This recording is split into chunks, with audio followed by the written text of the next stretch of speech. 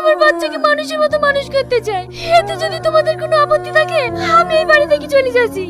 তোর কি মাথা খারাপ হয়ে গেছে নাকি? তুই চলে গেলে আমাদের কি হবে বলতো? তাহলে বলো, কোনোদিন বলবো না বাচ্চা নষ্ট করার কথা। ঠিক আছে, আর বলবো না। যা হাত মুখ ধুই লেগা। ডাক্তার বাবু কি বুঝছেন? হ্যাঁ, বাচ্চার সময় হয়ে গেছে, আজকে ডেলিভারি করতে হবে। সিস্টার, পেশেন্টকে তাড়াতাড়ি ওটিতে নিয়ে যাও, এক্ষুনি সিজার করতে হবে। ঠিক আছে স্যার। ডাক্তার বাবু, আপনার সাথে কিছু কথা আছে।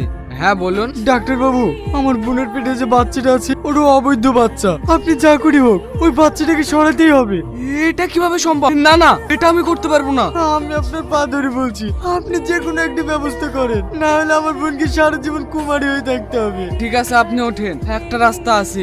আজ 10 বছর আমার বিয়ে হয়ে গেল, এখনো আমার সন্তান হয়নি। যদি এই বাচ্চাটা আমি নিই তাহলে আপনাদের কি আপত্তি আছে?